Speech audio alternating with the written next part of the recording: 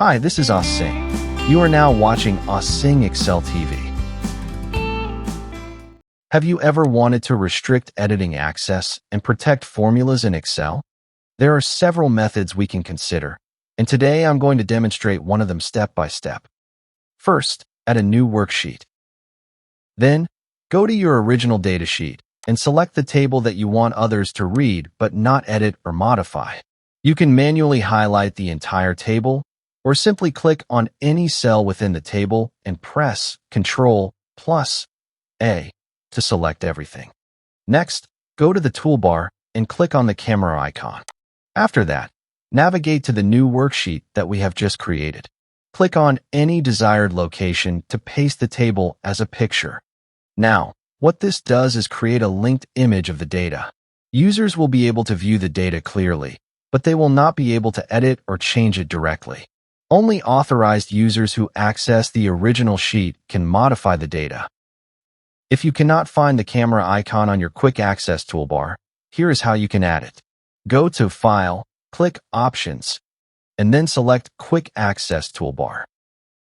Under Choose Commands From, select Commands Not in the ribbon. Scroll down and look for Camera. Click Add, and then click OK.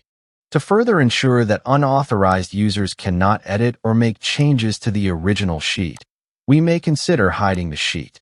However, hiding the sheet alone is not sufficient, because users can still unhide it. Therefore, to prevent this from happening, we can write a simple VBA code to protect the sheet. Press the alternate key together with F11 to open the Visual Basic Editor. First, insert a new module. We will declare a public variable called LastSheet to store the sheet that the user previously selected. However, the module itself will not execute automatically. Therefore, we need to monitor user actions throughout the workbook. Double-click on this workbook. From the first drop-down menu, select Workbook. Since this is not related to file opening, but rather when a user moves from one sheet to another, go to the second drop-down menu and select Sheet Deactivate. This event runs when a sheet is unselected. If there are any unwanted procedures generated automatically, you may delete them. Inside this event, assign the current sheet to the variable we created earlier. In this case, the object used by this procedure is sh, so we set LastSheet equal to sh. Now, we can move back to the module. Create a macro to determine whether Excel should grant access to the user. Always start with sub and give the macro a name. For example, go back. We will use a variable, say A, to store the password entered by the user through an input box. You may include a message such as password required. Next, create a condition to check whether the password entered is correct. Take note that access should be denied only when the password is incorrect. Therefore, we use the not equal to condition. For example, if the password is not ABC, Excel should reactivate the previous sheet stored in LastSheet. All we need to do is activate it. Since the condition begins with an if statement, remember to close it with end if. Now, even though the macro is complete, it still will not run automatically unless we assign a trigger. Go to the sheet that you want to restrict. For example, Sheet 1. Since we are not looking for selection changes within the sheet, but rather when the sheet itself is selected, go to the drop-down menu and choose Worksheet from the first list, and then select Activate from the second list. If there are any unwanted procedures, you may delete them. Inside this event, call the macro by typing its name correctly. In this example, go back. To avoid spelling errors, you may copy the macro name from the module and paste it here. At this point, the coding setup is complete. Let's now return to the worksheet to test the result. On the User View sheet, users are not able to modify the data. When a user attempts to access the original data sheet, an input box will appear prompting them to enter a password. At this stage, they are not even allowed to select the data table. If they enter an incorrect password, Excel will immediately return them to the previously selected sheet. Even if they try to double-click the picture created by the camera tool to navigate to the source data, Excel will still prompt them for a password. Only after entering the correct password will they be allowed to access and edit the data. Additionally, this restriction applies every time the specific sheet is selected, as demonstrated here. Before we end this video, let's learn some useful keyboard shortcuts. We can use Ctrl-Shift-tilde to apply the general number format, Ctrl-Shift-1 for number format, Ctrl-Shift-2 for time, Ctrl-Shift-3 for date, Ctrl-Shift-4 for currency, Ctrl-Shift-5 for percentage, Ctrl-Shift-6 for the scientific number format.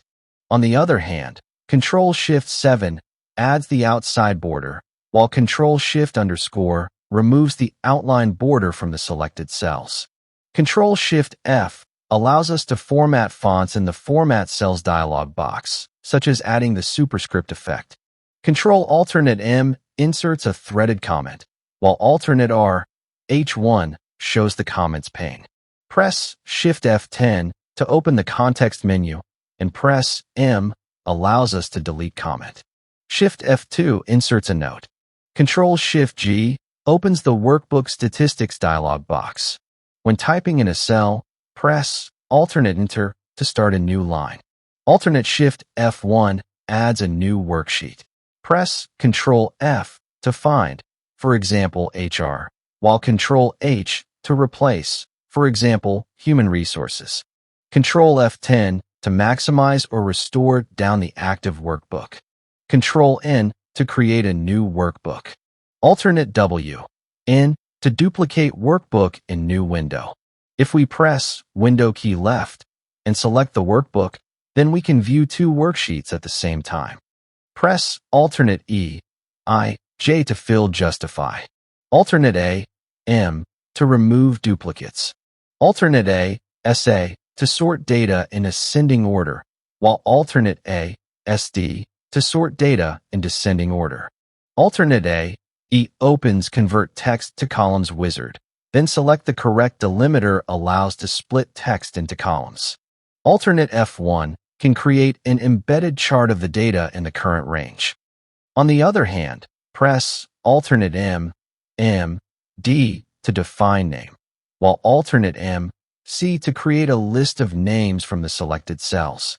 Then, we can use F3 to reference the cell value using the names defined. Ctrl-E can invoke Flash Fill to automatically recognize patterns in adjacent columns. Ctrl-Shift-L to turn filter on or off. Ctrl-Shift-U will expand or collapse the formula bar. F2 allows us to edit the active cell. F9 calculates all worksheets in all open workbooks, while Shift-F9 calculates the active worksheet. Among all these keyboard shortcuts, which ones do you like the most, and which haven't you used before? Feel free to comment below. Well, that's all for this video. Thank you for watching. Wish you a wonderful day.